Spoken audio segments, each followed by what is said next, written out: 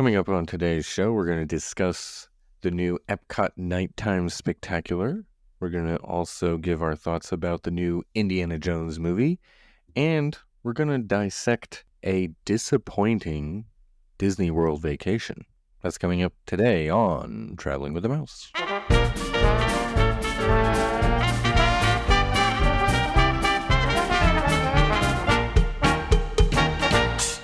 Welcome, everybody, to episode number 431 of Traveling with the Mouse. My name is Adam, and I am joined tonight by John. You are a part of me, and I am a part of you.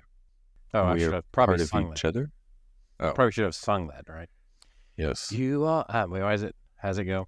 I am a part of you, and you are a part of me. We are one. Yes. Is that the actual title? I don't remember. Actually, I don't either. But since we're starting with that,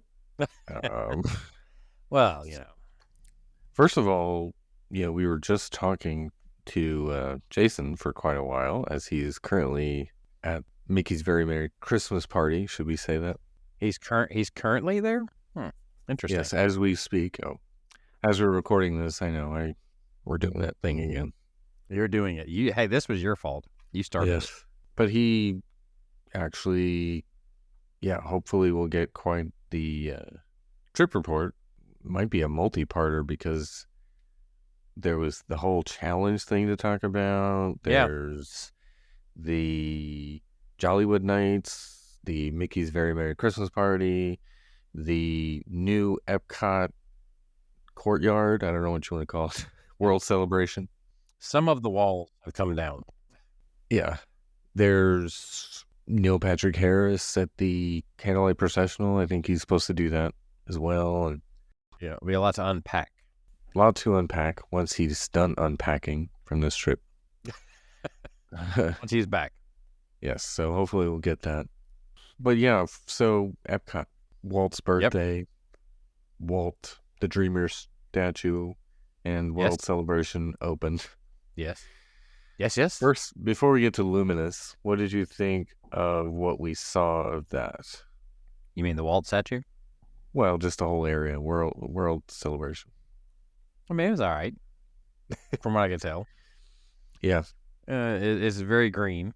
Not as much shade as you would think, which would be, maybe the plan is, maybe they're allowing a little room for the trees to grow up, maybe. I don't know. Yeah, and maybe those trees will bloom more or have more shade in the spring, summer. Maybe because it's fall, winter now. They're not as, I don't know. But there's plenty of places to sit, and there's phone charging places. True. There's lots of places to eat, so if you are doing your festival food in that area, you can make the trek over there, I guess, and sit. Well, seemingly they increased the outdoor seating for connections, right? That's what it... Yeah, I mean, it's kind of a far walk from there, too, but I guess you could. I mean, yeah. Well, it's the closest place to eat, if I'm not mistaken. Yeah. To that area. I guess anyway. There's a few festival booths in the area you could... But maybe once the festival center opens, they'll have more food options there, too, which makes sense there. I don't know. Anyway, it's okay. I don't really like the idea of the fountain being gone, but, Fountain of Nations, yeah. That was cooler. Yeah. Was it too loud? Is that why people thought, like, the water was too loud? No, well, why did Disney do it, or? Well, maintenance probably, too. I was going to say, a lot less maintenance on plants. Right. That's probably the reason Disney did it. Right. But I don't think it really had anything to do with guest complaints by any means. No. Yeah. I rather enjoyed the fountains, though, so I'm going to miss those. I don't know if people complain about the noise, but I mean, there was some noise from the water, but I don't know. Yeah. Like I said, I don't think people complained about it, though. I don't think if anything, the reason was cost for the change. Yeah. I heard Adam the Woo the other day say that at D23, people were nicknaming the Dreamer statue like Walt. I forgot how they said it, but like it looked like Walt was sitting on the toilet. Yeah, Walt on the throne. Right, I think. Now I can't unsee that when I'm looking at the Dreamer statue. It kind of does look like that a little bit. Although, it also looks like he's just sitting on a bench, staring out into the horizon. Yeah. Maybe they should have. Not horizons. Yeah, it's cool that he's overlooking his dream. And I think, what was it they were going to have him centered, and then they made him kind of like off-center because, like, who sits in the middle or something like that? I can't remember what the reason was, but... I don't know. But he's got some spotlights around him for night light. Yeah. Anyway, okay, so luminous beings are we, as Yoda said. You might be a luminous being. Not this crude matter. I'm a crude matter at the currently. Are you? Yeah, at the moment. I'm going to stand by my Indiana Jones analogy since we are going to talk about that later as well, Indiana Jones and the Tao of Destiny, but yes, my thought when I was watching it is, wow, they took what worked for Happily Ever After and transferred it into this show. Like the narration, some of the same songs, kind of the flow of the story arc, basically the life cycle of humans is the story of this young, falling in love, loss, friendship, whatever. And then, triumphant, whatever, at the end, I don't know. Connecting with people. I thought it was a cool story arc and very much like Happily Ever After. So I call it the Last Crusade of the fireworks show because I think Happily Ever After is Raiders in this, to use an Indiana Jones analogy. And this one to me is obviously, to me anyway, they're trying to recreate what worked for Happily Ever After in this show. You could see some of that. Yeah. You could also see some of in the very beginning with all the different welcomes in all the different languages.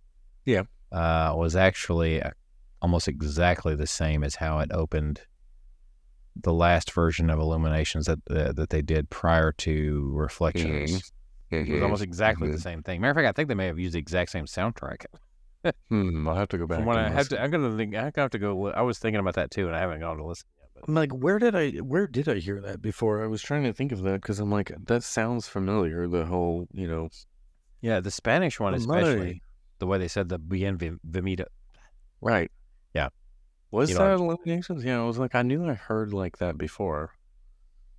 Pretty sure. Like what was the last version there? IllumiNations 25 prior to Reflections of Earth. It may have been. Reflections of Earth was still the best, but yeah, definitely the soundtrack. I mean, that's hard to beat. That soundtrack is a classic. Right.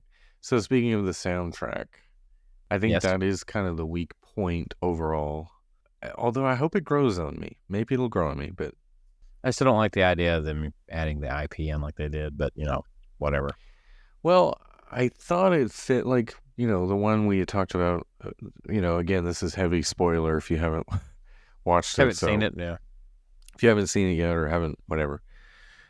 So we're talking spoilers, but when they do When Somebody Loved Me and Remember Me on top of one another. The first time I watched it, I didn't even catch Remember Me was in there. Yeah. I think I would have been more impacted if it was the one I know from Toy Story 2. Oh, yeah. Like, why didn't they use that one? Because I feel like that one would have pulled at the heartstrings more than the one they went with, like doing like a remake of it. Like, Happily Ever After uses like the originals. Mm-hmm. Whereas this like is like a remix of a remake or different version. And I'm like, it doesn't hit the same because it's, I don't know. Happily Ever After uses the originals in what sense? Well, in some of them, like the like this from Rapunzel. They didn't use the original. In Happily Ever After, they don't? No, it just sounds similar, but it's not the original. Oh, it sure sounds like, okay. They did a pretty good remake. That's pretty close. Yeah, they're all remakes. They didn't use the original. Well, they used Robin Williams' voice. It's for subtle, the but end of Friend Like Me. Yeah, but I mean, none of those songs are the original. It's subtle. Well, maybe that little small little ditty that most people don't recognize where it's from about that's what friends are for might be the original. Yeah. Well, there's elements of it that give you that feeling versus this one, I thought. But Speaking of the songs, I'm going to say this over the air. I thought about doing a poll. How many of you knew where So Close came from without having to look it up? I mean, that song. Did you even recognize that one? I didn't. It's in there. There was a song that they were using called So Close. Some people probably thought it was original, but it comes from Enchanted. Oh, that. Yeah. Yeah. I was like, nobody ever talked about the songs from Enchanted back when it was out.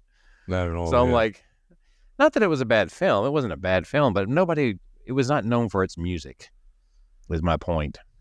And like, nobody knows that one yet. They decided to use that one. I'm like, okay. And the main theme, like you were singing earlier, or speaking earlier.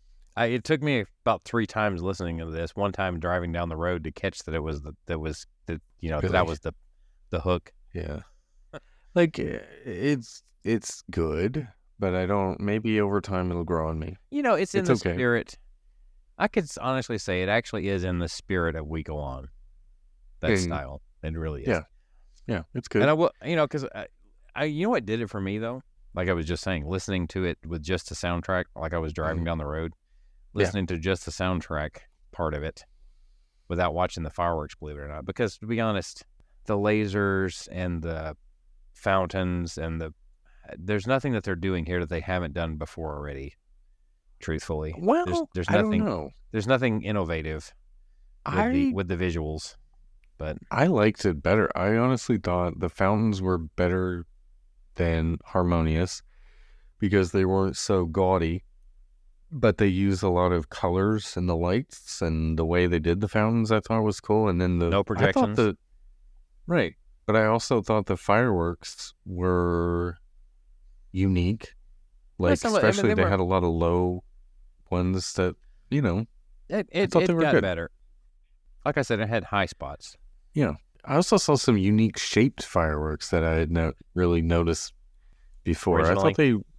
I thought that they did a pretty good job of making some different looks to it. I liked it. I think the fireworks were my favorite part. The fireworks and the fountains. And there's definitely more fireworks than the previous shows. And also bringing Spaceship Earth into it. Yes, actually, I was going to say, that's the other thing. Except for one of the complaints with Harmonious was that you needed to have the bright angle. So apparently with this show, you still need an angle that has Spaceship Earth in it to get the full effect. So I'm just saying. That's why I said I thought Craig's video from Diz Unlimited, because I forgot exactly where he was. He was probably like Italy. The angle was where you could see Spaceship Earth, and I thought it was really good. I only know that because did you watch the comment video first? I didn't actually. Yeah. No, I watched the comment video. That's actually where Disney invited them, and that's the spot they gave them was Italy. So no wonder he had a great spot. They gave him the best spot. Yeah. So yeah. Great.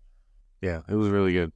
Overall, I like it. Again, it's the last crusade of fireworks shows, so it's second best at least.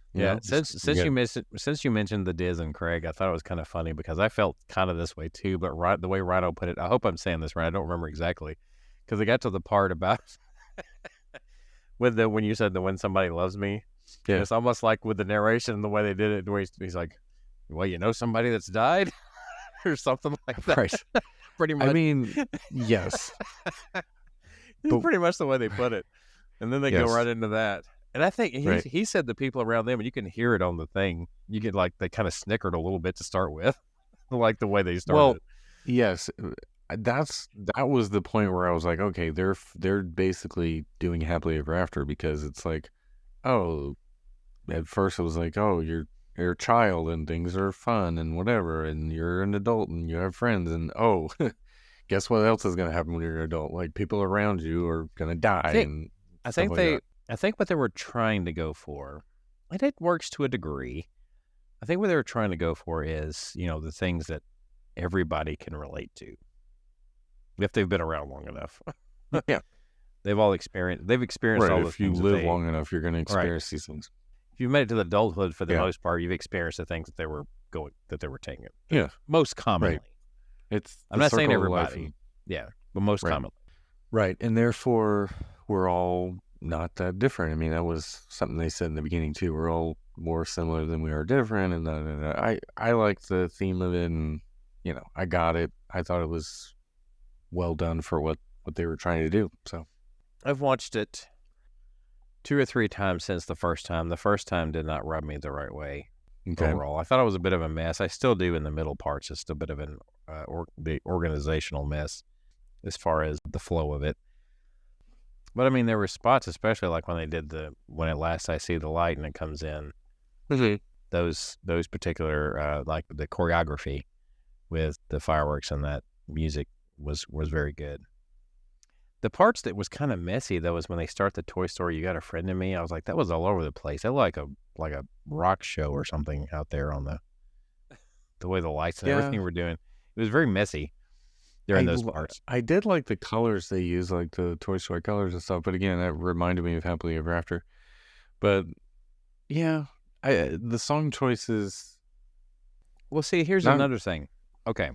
You say they're trying to find they were going along a formula similar to Happily Ever After, right? Mm-hmm. A big part of Happily Ever After that helps keep you in the story and bring you along are the projections, the things they're showing you. Mm-hmm. Not the same thing here. Now, that may be the reason why they thought they needed more narration, which I think this could have done with less narration. Because, I mean, Maybe. Reflections of Earth tells the story that they're trying to tell with pretty much no narration. Yeah. Just saying. But there was that really boring part where everybody's like, is the show over? And then it's talking about Reflections? Yeah. No. That was when things were, when they're bringing the barge out, are you talking about? Yeah. Yes. And it was like 10 minutes, not 10 minutes, but, or not it's the barge. a long time of the globe thing, right? Yeah. What we're talking about, yeah. Well, I guess when I said barge, I was thinking Inferno. That one's already out there and it'd already been used at that point. Yeah. Anyway, overall, I like it a lot. I think it's good. Here's the songs I hope grow on me, though. That's the only weak part. Here's the thing, though. Show-wise. Yeah. Can you say unequivocally? Yeah. Unequivocally? Yeah. Anyway. Whatever the word is. That it's better than Harmonious. Yes. I'll say it's better. I'll go on record as saying it's better. There are a couple of main reasons why. I think the music was better in Harmonious. I'll give it that. The music was better in Harmonious? Yes. I think but that was the only part that I truly loved about Harmonious was the music. I think the barges and fountains that they use for Luminous are better. Smaller is better. I think it works better than the giant monstrosity that was Harmonious's barges and screens and whatever. Don't need all that. The fireworks, I think, are way more unique and better. I actually like the fireworks the best. They're really unique. I think they're better somewhat than Happily Ever After in terms of just fireworks. There's a lot of them. I love that it incorporates Spaceship Earth in it. I think that's cool. Yeah. Of course, like you said, the angle, you have to, but still, I think that's cool. That's a new feature. And some of the story arc, I think, works pretty well. I like it. So overall, yes, I think it's better than Harmonious. Better than Reflections? So it's a hard to compare because there's a lot of memories tied to True IllumiNations. So yeah, but IllumiNations was good right out the gate. Reflections of Earth was good right out the gate. Yeah, I thought there were some very tied to that show points about things like another 1,000 circles around the sun because the millennium was turning over when they did this show. Sure. I would say overall, it's hard. I can't really compare it, but I think it's good I think it's what they need to stick with for a while. I think they should stick with the show. Maybe improve the music a little bit if they could, but otherwise, I think it's here to stay. I like it. Whenever I looked at it, I was a tad bit underwhelmed just because of, like we had advanced to this, and then we kind of took a step back in a way, technologically speaking. Just because Harmonious was so in your face? Maybe, but I mean, those arms were good. They were very much, yeah. Harmonious itself put on a good show. It was just, I think people had a problem mostly with how big the barges were. Yeah, this thing, when the show wasn't going, what they had to look which at. is, I don't know, about 95% of the day, but yeah. Yes, but I mean, if you look back in the day, whenever they still did the original IllumiNations, there was a lot of stuff sitting out there. Not quite as big as that, but there was a lot of stuff sitting out there. I mean, there's stuff out there today with Luminous, but it's not as bad. It's not as giant and ugly and all that. And the peeing fountains, that just randomly start. The peeing fountains. Okay. Right, they would just randomly start peeing water all day. I guess the one thing here is I would like to have seen less IP, but we know that day and age is pretty not much anymore. Not here. And as we have discovered, as I pointed out, when this truly began, it had nothing to do with Chapek as much as it did Iger. So Iger brought it in. That's true. Chapek was there as well. Pretty much everything that was released attraction-wise started that way when Iger took over. So, right, they used So Close from Enchanted, as you said. Yeah, which was, like I said, one that I guarantee you, like 90% of you people listening to this or whatever had to look that up to figure out where it came from. Right, because I've seen Enchanted, but I did not remember that. Exactly. Nobody remembered that song came from that movie. It's a very odd choice, but go ahead. I See the Light, of course, from Tangled, and You've Got a Friend in Me from Toy Story. They've rehashed some Happily Ever After. What was it? You're right, they did. What else? Friend Like Me. The songs fit with what they were trying to convey, but they have other songs that do this. I mean, it's like what they were trying to convey in this show was like every Disney movie they ever made for the longest time had these emotions. Yeah. They could have used more. What I was thinking through the songs, I think my favorite IP one that they ended up using was Into the Unknown. I thought that one was good. That seemed to be pretty good the way it fit. Yeah. Otherwise, I kind of wish they'd use different versions of the other ones. I'm trying to remember how they fit that into the story.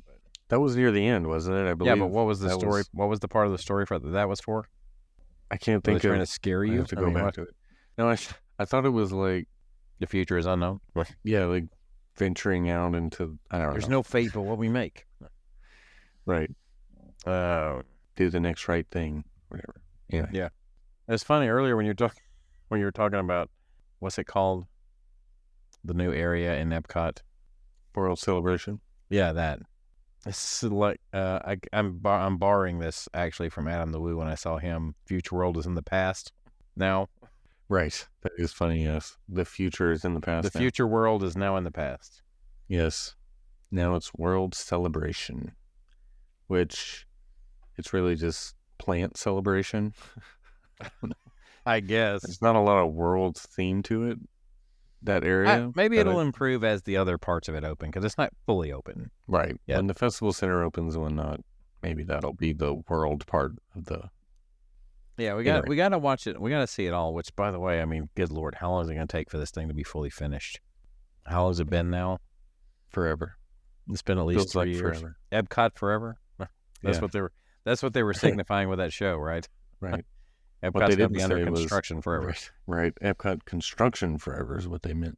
It's like when Walt said Epcot will never be complete, they took that literal. Will always be in a state of becoming. Yep. This is true. Anyway. Yeah. It will never feel complete at all. Yeah. Not even for 2 seconds at this point. Indeed. There'll be a living blueprint of the future. All right.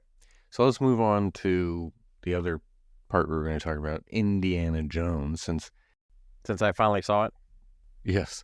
December 1st marked the release of Dial of Destiny on Disney Plus, Right. as well as that kind of documentary on Harrison Ford. Did you watch that too? Or I did not watch that, no. yeah, I did watch that one. That was kind of cool, actually. Yeah.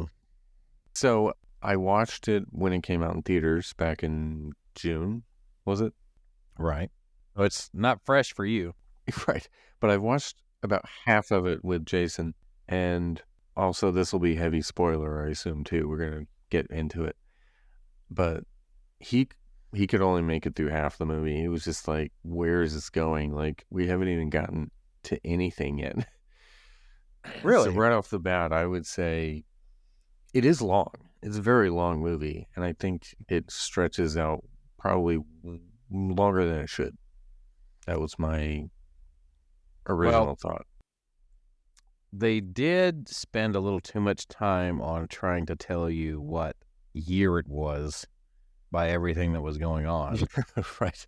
Yeah, they very specific about. They really drove that point home. Yeah, 1969. I was like, they had enough stuff about the moon landing and the magical mystery tour, right, being played.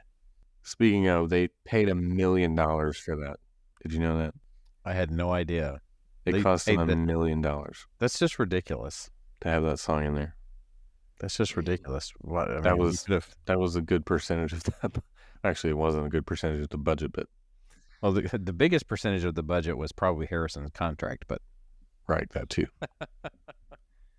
Yeah, I feel like he would have done this one for free though, because he loves Indiana Jones so much. But yeah, I don't know about that. He don't love it that much. Yeah, Harrison, as far as old man bodies go, I mean, he was in decent shape, by the way, when they said that part. I really wish the last Indiana Jones movie would have been made when Crystal Skull came out. But there would have been another one before that, if that makes sense. So this one being even how many years after Crystal Skull? Like 13, 14 years, whatever. What was it? 2008? I don't remember. So almost 15 years after Crystal Skull. That's a long time. So he's definitely aged a lot, and it's very noticeable, obviously. But of course, Harrison Ford is still Harrison Ford, so he does an amazing job in this movie. There's no doubt. Yeah, he brings it to this role for sure. I just wish that we had gotten more Indiana Jones when Harrison Ford was younger. Yeah, after Last Crusade, nice. But if they could have agreed on a script. Right, that was the thing. By the time they started putting a story together, George Lucas got more interested in doing the Star Wars prequels, and then literally as soon as he was done with the Star Wars prequels, that's when they started working on Crystal Skull. So yeah, it was not long after, was it? Right. So we needed it to be pre-95. It would have had to be, but just let's see. The Indiana out. Jones movies, he had done one of them by the time Star Wars had completed, and he could have done them simultaneously, I guess, technically. Yeah. Sure. Right. He could have done, if they had done one in 1994, I think it would have been really good. Or even in between episode 1 and episode 2, right? Or 2 and 3 at the least. I don't know. I just feel like George Lucas spent too much time focusing on Star Wars. I think probably after episode 1 came out, he really had to be like, okay, I guess I got to not as many people loved that one. So I've got to focus on Star Wars to... Okay, so his response was Attack of the Clones. Okay. Right, yeah, to make it worse. Anyway. Although, the prequels look better and better the further you get, from what Disney did with Star Wars. Ugh. Yeah, the further along we go. Better. Right, the prequels look better and better every day. Anyway, so you said you liked the movie overall, right? I did. So what did you think? Well, I mean, I had an opportunity to sit and watch it and all the way through, all that good stuff. So you had a good 2.5 hours or almost 3 hours. What was it, like 2 hours and 40 minutes or something? Yeah. It was really long. I already mentioned how they drove home the year, which was kind of the year. Mm-hmm. But I mean, it was a lot of action. It kind of went from one thing to the next. I don't think that in the early parts. I mean, I like the scenes and stuff that were going on and what they developed, but I was not too. The CGI for his face was not not that great. So, what did you think of the opening scene? With the adventure Nazis. from the I to me, thought- that felt the most like old Indiana Jones. Like yeah, what I like. The music was very Last Crusade. Like John Williams brought back a lot of Last Crusade music in that. yeah. I scene. felt that a lot whenever they were doing the chase scene with the motorcycle or whatever that was. Yeah, It was the car and motorcycle. with the horse first. That was, and then when that little whatever that thing was he was driving over in Morocco, wasn't it? Oh, the little tuk thing. Yeah. Tuk. I mean, they Chase. both. The music during those things were both. It was fitting. Yeah. The stunts that were done were on par with Indiana Jones. It was not too ridiculous. Yeah, it was good. I think you're right though. The CGI or de-aging, whatever you want to call it, was especially the first time you hear Harrison Ford talking. It's his modern day voice on a young. But it's like you can kind of see it, especially when he's moving his head more. Like whenever he was looking out the door of the train that he was in, when he was doing all that, when he's moving his head more, it doesn't follow him as well. Does that make sense? Right. There's a few scenes that takes you out of it because you're like, oh, that didn't look as good. Right. But overall, it was okay. Like it's not terrible, but it was the most Indiana Jones like sequence that I was maybe of so. the movie to me. I've noticed some similarities. What? Right? Similarities of the previous films, like that train scene makes you think of Last Crusade, the one where when he's a kid, like the beginning, right? Because not only that, they went back in time for it, right? They didn't go to present day. They went back in time just like they did in Last Crusade. Yeah. He called her Wombat. Was her name Helen? Was it? I'm trying to remember. Yeah, Helen. Yeah. Okay, so she has a sidekick who is younger, reminds you of Short Round, right? Right. And she even says later on in the film that she caught him trying to pick her pocket. Right. Yeah. It's like exactly the same, right? As Short Round. He's like, caught him trying to pick my pocket. Doesn't they, Short Round? So, yeah. So there's that. I mean, it's almost like they intentionally did throwbacks in this one to bring them all together, I think. And to bring Sala back. There's probably some more Easter eggs like that I missed, to be honest. I have to watch it again just to see if there's some more. Yeah. There's probably some more shout outs or callbacks. There was a part where he had the book that it kind of looked like the Grail Diary, but it was the book about the dial or whatever. But I enjoyed the story. It actually kept me into it. I thought it was actually good compared to going after an alien. I mean, the Dial of Destiny, there's a guy trying to go back and fix things as far as Nazi Germany goes. And that's another highlight of the movie for me was Mads. He brought the Nazi back. Well, no, right. No, I'm saying Mads Mikkelsen was a good villain. Like he was. Oh yeah. He was a really good villain. He was, and they brought one. I'm gonna say they brought one back with glasses. Right. And as I said, anytime without fail, like what they do with Indiana Jones, they bring the Nazis back when. Yeah, and it seems to work. Yeah, the story works. Is dying. Right. But overall, I don't know. I need to go. I have not watched Crystal Skull since I have probably 2008 or 9. So I must say, whenever I watched it, though, I was like, I'll give it another still not shot. good. Yeah, it was like it's still not good, but I mean, it's not as bad as I remembered. Type deal. I do recall Crystal Skull trying to bring way more humor than this one did to me. There was just like a lot of straight up murder in this movie. Yeah, there was. Yeah, yeah. And then of course, like there's the backstory. I guess we're doing spoilers, right? So the story of Mutt dying in Vietnam, essentially. I guess if you're gonna kill him off, that's a good way to do it. Right. That made sense. Given the time frame, it's like I don't know. It's like chaos all around him. Yeah. What did you think of the ending? I was curious. I wasn't sure how I thought about it. Like, it's fine, I guess. Yeah. Totally did another recall at the very end, right? Where doesn't it hurt? Yes, right. to Raiders. Yep. Yeah. So, I mean, I guess that's okay. I actually think it would have ended better if they'd have let him stay in 214 BC. Right. I think it would have ended better He if they let wanted him. to, yeah. Yeah, like he wanted to stay there. I was like, oh, that would have been perfect. They teased it really, and they were like, but they didn't go with it. I know. Yeah, the ending was kind of odd. Like, first of all, Indy wasn't in, like, he wasn't even a part of this. Really, he was just kind of sitting there wounded for like the last 20 minutes of the whatever, that whole scene, if I remember correctly. They were really driving home the point that he's old. Right. Yeah, they really did that a lot. And it's just like, I don't know.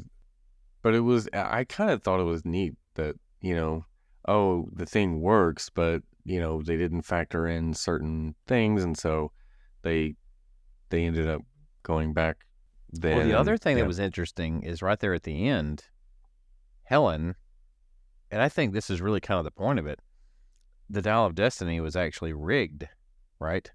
So that no matter what you did, you always came to that particular point in time.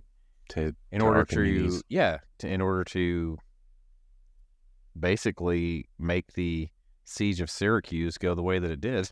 Yeah. Right? So that you wouldn't change history, maybe? Interesting. I don't know. And the fact that he had a watch, which explains why he ended up having it in his tomb, because he got it from... Which was kind of neat from there. Yeah, that was cool. I really liked the fact that they were doing something like that, because I liked the idea that they were going back in time and just seeing something that really happened type deal. Yeah. Well, it was the theme of the movie was time and stuff like that, That was an interesting point. My question, though, was how did they fly out of there if, the kid landed the plane, like, somewhere, but it's like, how do you take off again when there's no runway and you're like, I don't know, you just found a nice flat spot to take back off somehow? I don't know. And fly back in time to the present time? I don't know. Anyway, they didn't explain that. They just like, oh, we're back in New York now. But anyway. And then they just did an ending where I didn't love, okay, the hat is great, but it's just like, that's it. I don't know. I thought there would be a better, like a riding into the sunset in the last few pages. Right. That's the best ending you could possibly have. Like, he's riding off and literally into the sunset. Yeah, they're going to say literally into the sunset? Well, okay. You know what I meant, though. But he's literally riding it off. Like, all I know is you watched them ride off for a really long time at the end of Last Crusade. Yeah, Last Crusade. I was like, you basically watched them ride off till you couldn't see them anymore. Yeah. But if I remember correctly, at the end of Crystal Skull, he and Marion were getting married, and he took the hat from Mutt. Like, Mutt was about to put the hat on, and he grabbed it from him and put it on and walked out. So it was like very similar. Like, oh, it's just the hat. Like, oh, I gotta have my hat. Yeah. End of story. Like, that's it. I don't know. I was hoping for a better ending. It's funny. There was that line in the movie when he says he doesn't believe in magic, and then he starts talking about all the things that's happened to him. Yeah, right. Like, you don't, but you've had a lot of magic happen. He says there's a lot of strange things or whatever. He says a lot of, yeah, that he can't explain. Right. So I guess that kind of did it. I was like, yeah, I guess that kind of works, but yeah. I was like, dude, how can you not believe that you've literally experienced all this time? So how would you rank the Indy movies? I don't think it really changes much. It would still probably, for me, go Raiders, Crusade, Temple, this one, and then Crystal Skull. I think I'm going to watch Crystal Skull one more time just before I make that declaration. Because I literally haven't seen it in 15 years, so... Yeah, but Crystal Skull had a jump the shark moment for me that I can very clearly remember. The monkeys. Or we could say swing with the monkeys moment. Yeah. Yeah. The refrigerator thing, too. Yeah, I don't know. The refrigerator thing didn't bother me that much, truthfully. I mean, there's all kinds of stuff that happens in Indiana Jones movies that are over the top, but... Exactly. Like, jumping rails on a mine car, for instance. Yes, right, exactly. I mean, what are the odds? Never tell me the odds. having someone have their heart pulled out of their chest and it be beating in someone's hand. Right, and them still be alive. Yeah. Right, and they still live. So he's still alive. Well, until they're like dipped in lava or whatever. Right, the fire's still, Right, that'll kill you, but it'll living out without your heart is fine. Or the whole voodoo doll thing actually working, stuff like that. Yeah, Whatever. There you go. So there's all kinds of stuff. Okay, but what would you give it like out of 10? Well, I'd say it's worthy of about a 7, maybe 7 or 8. Okay. Yeah, I would probably think like 6.5 or 7. Yeah. I think it's probably needs 30 minutes trimmed out of it, and it needs a better ending. Well, I think the whole reason, though, like I said earlier, the whole reason it didn't do well at the box office because of the precedent that was set with, say, Crystal Skull. Yeah. People and Lucasfilm in general, how it's been handled. Right. People didn't really have a lot of expectations and probably just said, I'm just going to wait and watch this when it's not as expensive for me to watch it. Type thing. The expectations couldn't be lower. Right. It wasn't very high. Movie, yeah. There was no hype. There was no I thought the commercials for it didn't really make me excited about it. I mean, other than that first one where you see the CGI de-aged, whatever. It was like, oh, okay, that's kind of cool. They're going to do some scenes but it's literally like 2 parts of the movie where they do that, where he's younger and then a little bit older, but not as old, Yeah. I don't know. You would think they were going to do it more than one time, pretty much, right? Right. I felt like they were running out of dangers for Indy, so they brought the eels. I was like... Yeah, that was a little strange. And then the guy, was it... Antonio Banderas? What was his character name? Right, what was his character name? Forgot now. Forgot his name. But I'm like, okay, this is like the new Sala for the movie. Like, maybe he'll be... But it's like, he gets murdered too. Like, straight up murdered, like, in front of Indy. I'm like, good Lord. Okay. Yeah. There's a lot of murder happening. There's another thing, too. You remember, I don't know if you noticed this or not, at the very end of the film, Sala, the song that he is actually singing is the exact same one he sung after Marion gave him a kiss before they were... yes. Yeah, he was singing that exact same song. They snuck that out in there, too. Good stuff. Yeah. I like that they brought him in, and... Yeah, he was a cab driver. Marion, right. Like, okay, that's cool, though, but... Like, I'm not in love with, like, the fact that Indy was, like, kind of in a really dark place during this whole movie. Yeah, somewhat. I kind of want to see him go out on a high note, which I guess he kind of does, sort of. Not really, but he would have gone out on a higher note if he'd have stayed in Greece. I guess, yeah, exactly. I don't know. I just would have liked a better... Like, Crystal Skull was a happier ending. If that was it, that was a good ending. Of course, Last Crusade was literally like an ending. Well, I mean, didn't they all have happy endings? I mean, I guess this one did, but I mean, he still has a dead son, and nothing was going to change that. Tiny apartment in New York City, and he has Marion, though. Right? He has the love of his life. I guess. Sure. They should have brought back pretty much everybody for this film. They should have brought back Short Round. Yeah, I wish they had a cameo at least. Willie Scott. That would have been. I think if he had won the Oscar before they had finished this movie, they would have tried to get him in there. Yeah. They would have been like, oh, we need, just for the press alone, we need like a scene with the two of them. They missed that boat. I guess you can't bring back the female lead from Crusade because, well, she died. But oh, really? Elsa? Did she? No, I mean, I'm talking about in the film. Oh, well, yeah. The other female leads in the films didn't die. See. I thought you were saying the actress. I'm like, no, the actress didn't die. But what I'm saying is, in the film, she died. The other characters, she fell down. She fell down an endless. Right. Hole. Yeah, she could have come back from that. If Darth Maul can make it, and the Emperor, like, her hatred kept her alive. Exactly. Anybody could. She had the grill with. That's right. She had the grill with her. Went down there with her. She could have used that to stay alive. That's what happened. The grill like fell on top of her and spilled and then she came back to life. I just wrote Indiana Jones 6. Elsa returns. The Grail of Elsa. I don't know. Oh, yeah. The Ice Queen. She became that Elsa. Yeah. She had like the hair, like same color hair. Right, pretty much. Elsa, the seal of the night can't warned us hold it. not to take the grill past it.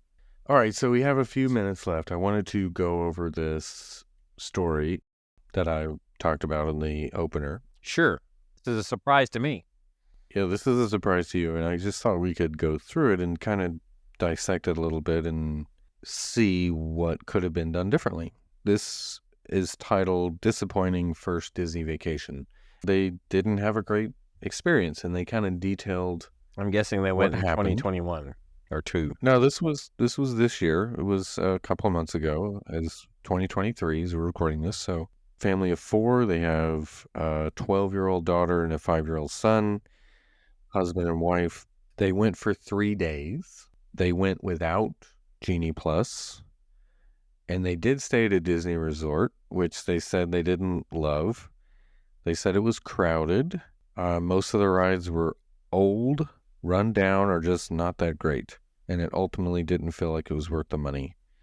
The cast members felt like regular amusement park workers. Many of them were snappy and didn't feel magical at all, they said. They stayed at Art of Animation, and they said it basically felt like a motel with some plastic Disney character statues.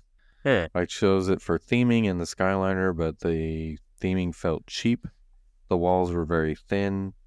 They stayed in a mermaid room. Okay. And they said it was too long of a walk. It was like 10-minute walk from our room to the Skyliner.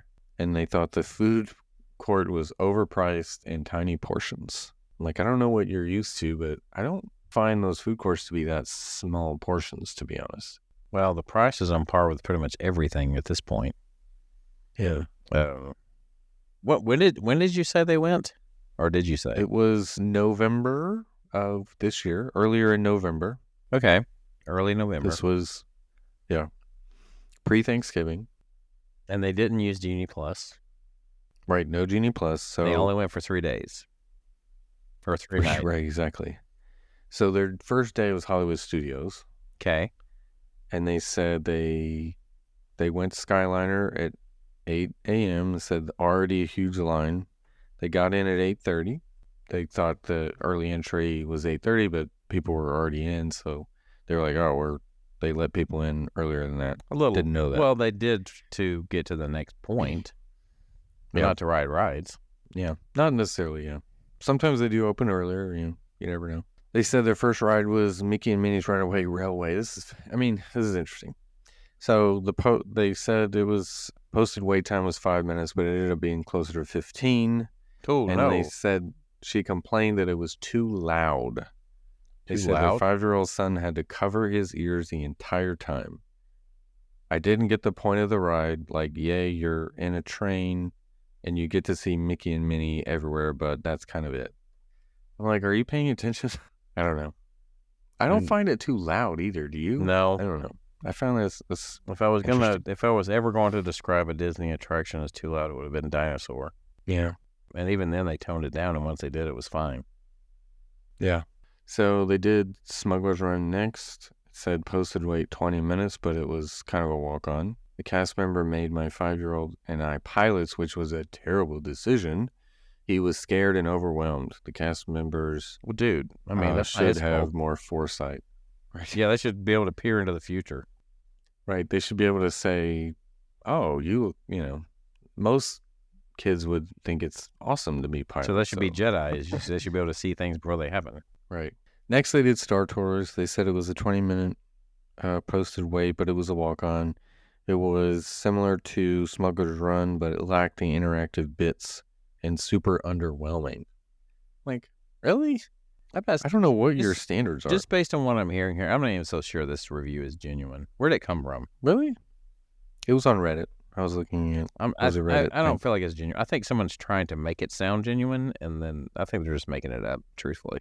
Yeah. They had lunch at Woody's Lunchbox. Okay. Did Toy Story Mania. They said they waited 45 minutes for it. It was fine, but wasn't worth the wait. The line was thankfully inside. 45 minutes for Toy Story Mania? Yeah, that's about right. That sounds about right. Yeah, but early November, right? Golly. She said Alien Swirling Saucers was next. Her son wanted to do it, and they despite the 65-minute posted wait time, it was more like 45 minutes. Okay. And then at this point, it was afternoon. We were tired. We went back to the resort, and they had more fun at the pool than they did at the park. I could see that part happening sometimes.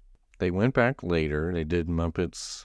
Both kids complained about how boring it was. How old are the kids? 12 and 5. 5-year-old complaining about how boring that is? That's interesting. 12 I might get see. Right. They did Lightning McQueen Racing Academy. They said their 5-year-old liked it. Then they did Phantasmic. They got there 30 minutes early, and it was the highlight of the day. A lot of characters and fireworks. Okay. Then they said their 12-year-old was complaining about how they didn't do Rock and Roller Coaster or Tower of Terror or Rise of the Resistance. Yeah, really. I would imagine so. Well, here's a better question. Why didn't you try to do those things? It didn't sound like they even attempted. Well, probably the wait was too long. Well, because they didn't do Genie or... What was the reason that they didn't do Genie Plus? They just refused to pay? I'm guessing, yeah. Okay. Well, so day 2 is Animal Kingdom. They plan on rope dropping, but they woke up late and then took the bus to Animal Kingdom, which again, there's part of your problem. They arrived at noon. They arrived at noon? Yeah. Actually, arriving at noon at Animal Kingdom, they're probably going to run into some lesser waits in some places. Well, yeah, later is better if you're not going to go early. Flight of Passage was 90 minutes, and it said their 5-year-old freaked out during the cave part of the queue. So they just left. Yes. And then they did Navi. It's like nothing instead. In there. Not even that dark. And they said the Navi was so short for a 45-minute wait. And then it said the other two, the 12-year-old and the husband, said that Flight of Passage was great, but not worth the wait. Okay. I don't believe that. Whatever. Well, they walked through the trails on Discovery Island. Okay. In Africa and Asia. This was very disappointing and seemed more like a zoo than Disney World. No, not really. Okay. That's not disappointing at all to me. I'm like, it is kind of a zoo also, by the way. I don't understand why. Not a zoo. And then they said posted wait was 20 minutes for Dinosaur. It was closer to 40. We all loved it, and the queue was nice. The queue was nice. There's not much of a queue there. Right. And it says they bought Dole Whips. I don't know where. I guess you can get Dole Whips. You can, yeah. I forgot where it's sold, but yeah. Love Dole Whips. Highly recommend. Then they were tired and sore and couldn't spend any more time in the park, so they went back to the resort. So they didn't even do Everest. It doesn't say Safari, actually. I was reading through. They didn't do Safari either. So they didn't do one of the main reasons for going over there, the Safari. Right. They didn't do Everest. Right. They didn't do Kali, which Kali is. Didn't do Tough to Be a Bug. Kali's okay, but as far as a river rafting ride goes, it's not exactly the best one that's out there by any means. Because I would say Grizzly River Run and really any of the other tubed river rides are better than Kali. I mean, but anyway, go ahead. Okay, so final day, Magic Kingdom. They didn't even go to Epcot, by the way. Which, again, huge mistake. Yeah, something about all this doesn't add up. Either they're just stupid and they're also complainers, or this is not entirely real. I think it's written from the perspective that they want it to sound real and it's not. I don't know. Yeah. It could be either. I think, I thought it was real, but it could be. That's debatable, but still. Yeah. So they said they didn't rope drop Magic Kingdom because they were too tired already. They ate breakfast. Well, you're trying to cram all this in 3 days for one thing, so yeah. Took the bus again, got there at 9:30. Yeah. Space Mountain, they were able to get on with a short wait. It was a dark roller coaster, and that it was. Basically just a ride in the dark. So, well, I could see someone. There's more to it. Yeah, well, I mean, I could see someone saying that, though. Especially, think about the era in which it was built versus now. I could see someone writing it off as that. But anyway, go ahead. And then Buzz Lightyear, they said it felt like a cheap old version of Toy Story Mania, which is not too far off from the. It's older version, but yes, okay, different kind of thing, but yes, okay. Carousel of Progress, my husband liked it, kids hated it and found it boring. I don't blame them. I could see a 12-year-old and a 5-year-old finding that boring. They did lunch at Casey's. They thought it was good. Okay. Monsters Inc. Laugh 4, they loved that. So this tells you a lot about, like, okay, you like weird things. Yeah. They did it 2 times in a row. Well, the one thing about it is it's because of the nature of the show, it's different every time to some degree, right? So, yeah. Then they did Peter Pan's Flight, 60-minute posted wait, but it was way longer than an hour. Nice ride, but didn't get the hype. Looked old. No. Haunted Mansion, posted wait 45. The ride kept on getting stuck and stopping in the middle. This definitely that part definitely sounds genuine. Yeah. And then it says we missed the fireworks because we decided to leave at 4 p.m. That's it. And now, okay, let me read the final note. We all noticed that all the rides where you wear 3D glasses were blurry. Some of them we could see double. I remember taking my glasses off in Muppets and seeing no difference. Some of the Flight of Passage were slightly better. You do realize the parts that don't have 3D in it look normal, right? When they take the glasses off. Like not every single moment is 3D. Yeah. I'm sorry, but go ahead. This could be because all of us wore 3D glasses over our normal glasses. They all have glasses. All right. Okay. But Disney should definitely do something about this. Do what? Something about what? I don't know. Overall, and this is another part. Overall, we felt like this trip was a waste of $6,000. It wasn't just the crowds. I know. They didn't use Genie Plus. Right. They stayed at Art of Animation. What do they stay in? They said they stayed in the Mermaid. Mermaid room. Right. I can't see where that adds up to $6,000. Unless you flew from like Australia or something. I don't know how you spent $6,000. I'm trying to figure out how this is added up to $6,000. I haven't even heard any table service in this review. It was just the crowds. It wasn't just the crowds of the wait time, which I know Genie Plus alleviates. I would have been fine waiting an hour for every ride if the rides were actually worth the hour's wait. None of them were. Yes, we had some fleeting moments of fun, but it was far from the happiest place on earth. Will not do again. Yeah, something Good, about... we don't want you. I think... Okay, there was a lot of things they written off as a possibility of being legitimate until you got to the end, and they said they spent $6,000. Right. That part alone makes me think that that's not even a real review. Right. Most of the comments that were like, "What did you spend $6,000 on?" Okay, you stayed. You've already said you stayed 3 days. Does that mean 3 nights? Well, it was 3 park days. Yeah, I don't know. 3 nights, most likely. 3 nights. Let's assume. Yeah. Okay, we're going to assume 3 nights at Mermaid at Art of Animation. Yeah. Which even with no discount, that. No, at the most is $1,000. It shouldn't even be $1,000.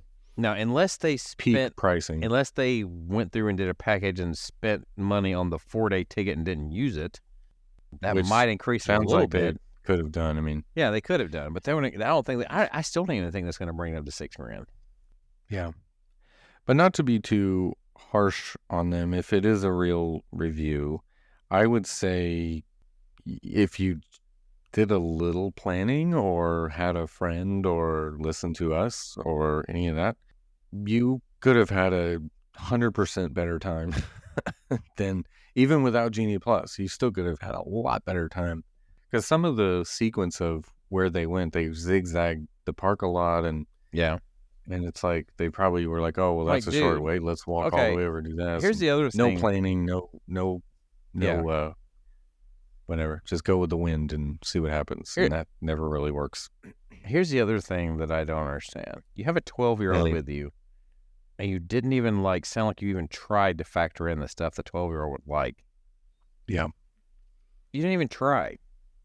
No. And you didn't go to Epcot, which that was another mistake. Guardians is there. Right. I mean, probably should have done Epcot instead of Animal Kingdom.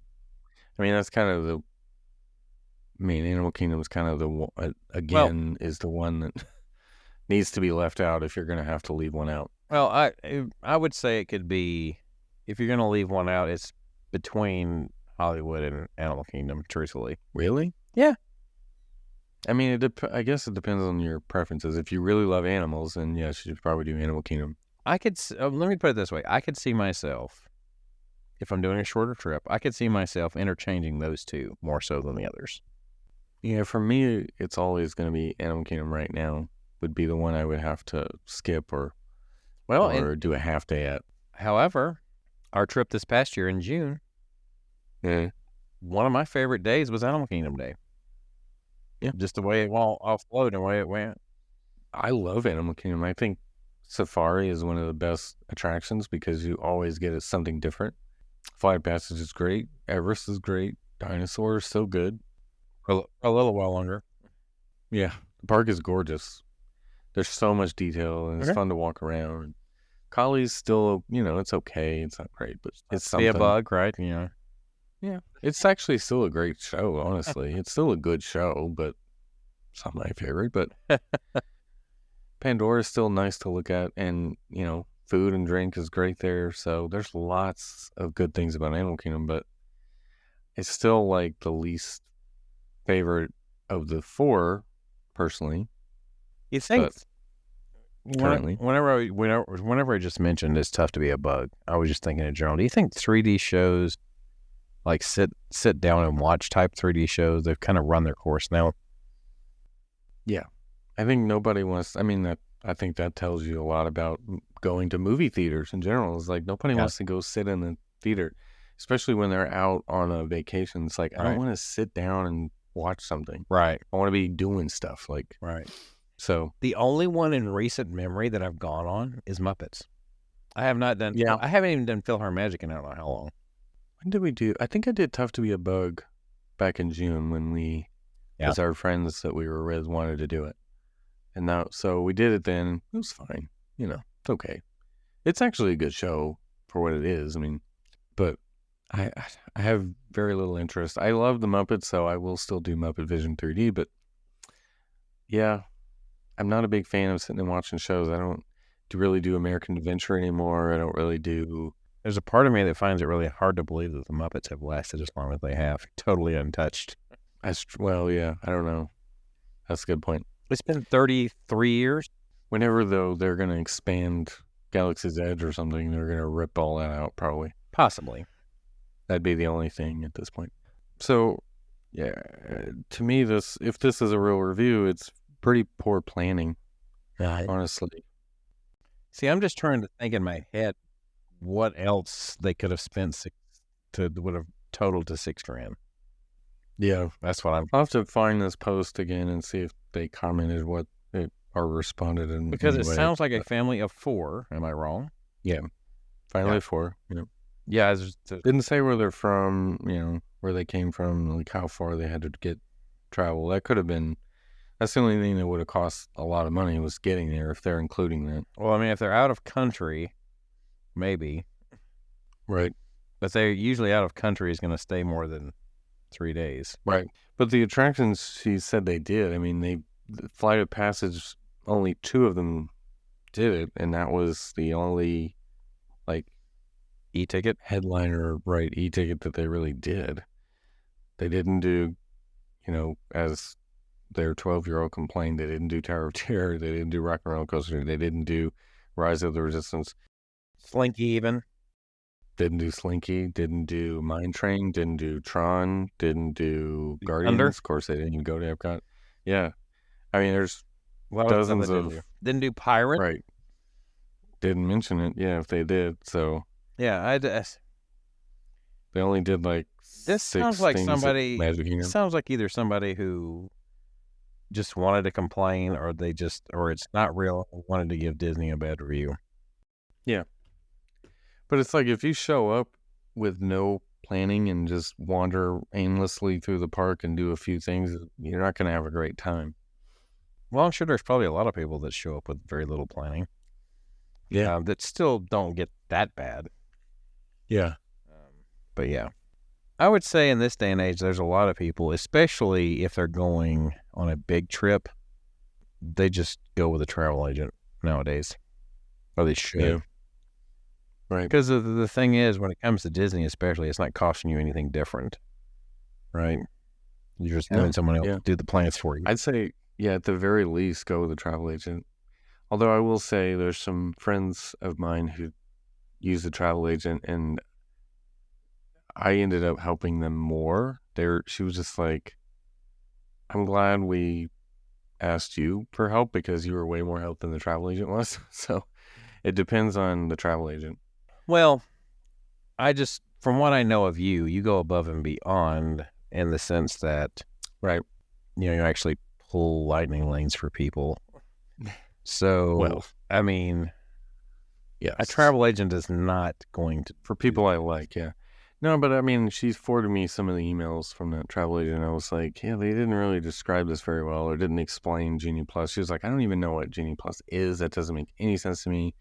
And Right. she didn't give a good description. Sounds like she didn't go with a very good agent either. Yeah.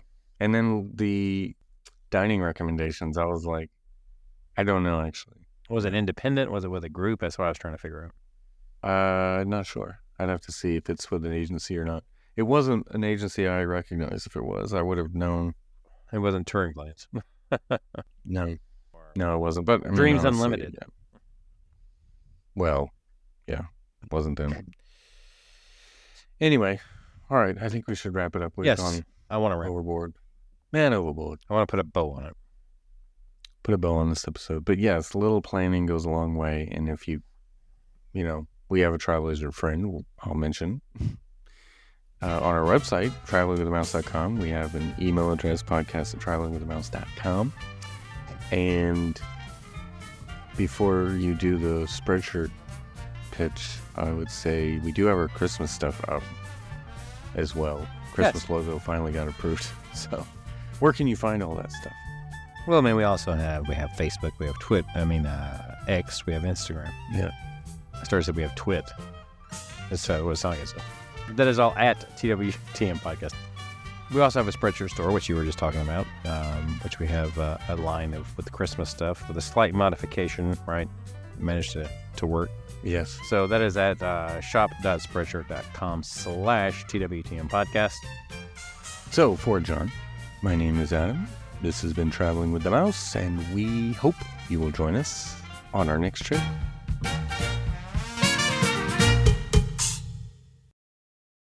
I trained my men to win. Win. Always. By fair means or foul, soft words or hard deeds, by treachery, I say trickery, by cunning, by malpractice, but always win.